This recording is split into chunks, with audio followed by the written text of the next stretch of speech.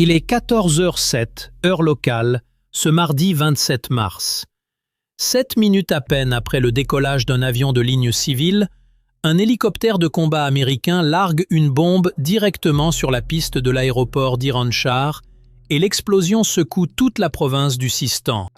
La ville d'Iran-Shah, à 300 km au sud-est de Qom, se trouve au carrefour des routes qui mènent vers les zones frontalières avec l'Afghanistan.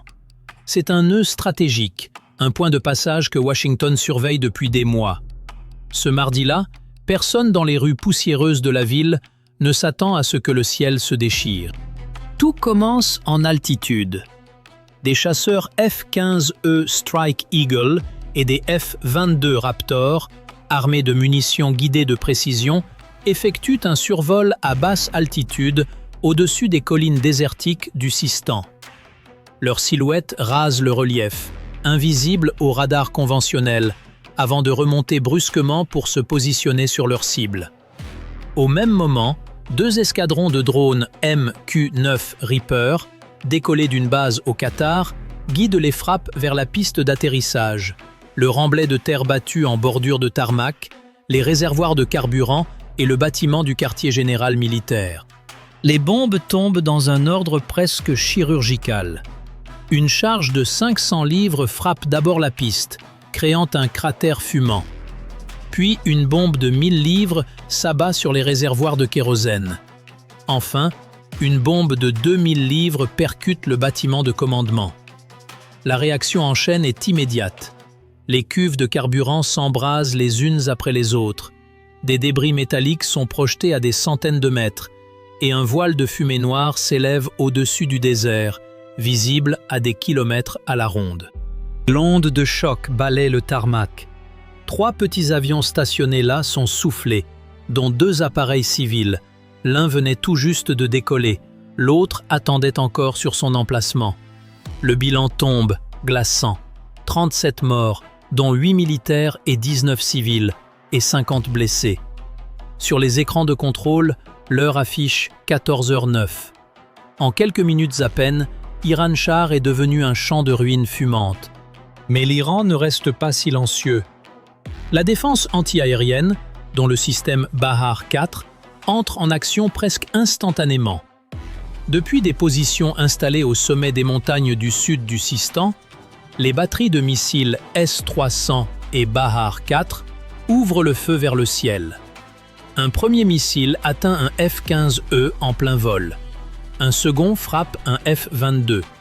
L'un des fleurons de l'aviation américaine, réputé pratiquement indétectable, s'effondre en flammes au-dessus du désert, sa carlingue embrasée, traçant une longue traînée noire avant de s'écraser à 24 km de l'aéroport.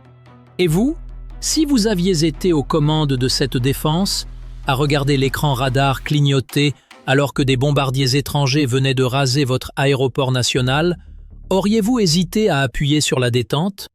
La guerre bascule alors sur mer. Un destroyer de classe Harley Burke, l'USS Roosevelt, positionné dans le golfe Persique à 180 km des côtes, lance 12 missiles Tomahawk en direction des installations aériennes du Sistan. L'un d'eux est intercepté par la défense anti-aérienne iranienne. Le second atteint sa cible. L'impact survient à 14h13. Le conflit, jusque-là aérien, s'étend désormais aux eaux du Golfe. L'Iran riposte sans tarder. Un sous-marin de classe Kilo, sorti discrètement du port de Bandar Abbas, se rapproche du destroyer américain. À 600 mètres à peine, il lance 2 torpilles qui frappent la coque du Roosevelt. Un incendie se déclare sur le pont. Le navire, endommagé, doit être remorqué, laissant derrière lui une traînée de fumée sur les eaux calmes du Golfe. Sur terre, les combats s'intensifient le long de la route 22, à la frontière afghane. Des chars T-90 iraniens et des véhicules blindés BTR-80 s'engagent contre des parachutistes américains qui viennent de débarquer sur la côte. Les affrontements se déroulent à moins de 800 mètres. Tirs tendus des canons de 125 mm, explosions successives, éclairs orangés qui déchirent la nuit tombante. Chaque salve retentit comme un coup de tonnerre dans le silence du désert.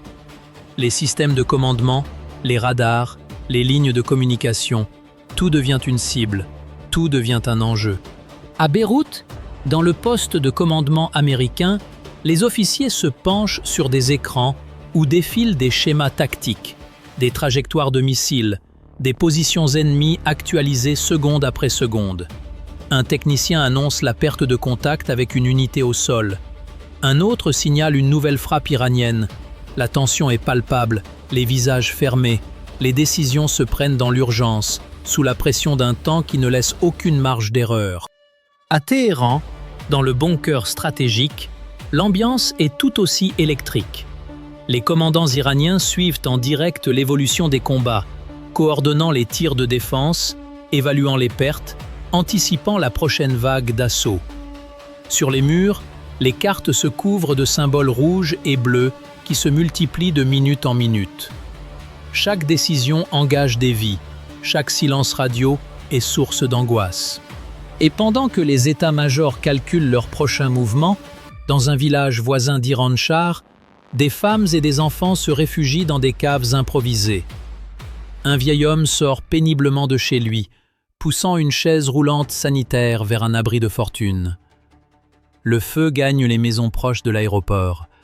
Une fumée âcre envahit les ruelles. Ici, loin des salles de commandement climatisées, la guerre n'a pas de stratégie. Elle n'a que des visages effrayés et des mains qui tremblent. Combien de fois avons-nous vu, dans nos propres vies, une dispute entre deux forces plus grandes que nous finir par retomber sur ceux qui n'avaient rien demandé? C'est peut-être la question qui traverse l'esprit de chacun, ce soir-là, entre Iran-Shar et le reste du monde. Les réactions politiques ne tardent pas. Dans une allocution télévisée exceptionnelle, le président des États-Unis affirme « Nous avons protégé nos intérêts stratégiques ». De son côté, le dirigeant iranien dénonce avec fermeté « C'est un crime de guerre contre notre souveraineté ». Deux discours, deux vérités qui s'affrontent, chacune destinée à convaincre son propre peuple que la raison est de son côté. Mais qui, au fond, porte réellement la responsabilité de ce qui vient de se produire? Celui qui a frappé le premier ou celui qui a répondu par les armes? La question reste suspendue, sans réponse simple, comme souvent lorsque deux puissances refusent de reculer. Les conséquences se font sentir presque immédiatement à l'échelle mondiale. Les routes aériennes survolant le Moyen-Orient sont bloquées les unes après les autres. Des dizaines de vols commerciaux déroutés en urgence. Le prix du pétrole s'envole sur les marchés internationaux, les investisseurs pris de panique. Dans les chancelleries du monde entier, l'inquiétude grandit. Personne ne sait jusqu'où ira cette escalade, ni combien de temps elle durera. Faut-il vraiment accepter que de telles frappes deviennent la norme? Ou existe-t-il encore une place pour la retenue, quand l'orgueil des nations est en jeu? La question mérite d'être posée, car ce que l'on observe ce soir-là n'est pas simplement une bataille pour un aéroport perdu au milieu du désert. Car en réalité, ce conflit n'a jamais été une question de cible unique, de piste d'atterrissage ou de bâtiment militaire. C'est le basculement d'un équilibre de force qui se prépare depuis des années, une tension accumulée qui finit par exploser au moment où personne ne s'y attend vraiment. Iran-Shar n'était qu'une étincelle sur un terrain déjà saturé de poudre. À 14h41, heure locale, un événement sans précédent depuis 30 ans se produit. Des bombardiers iraniens Su-24 décollent de la base aérienne de Kerman. Leur direction, l'Irak. Sur les écrans radars du monde entier, une seule certitude s'impose. Ce n'est que le commencement. Silence.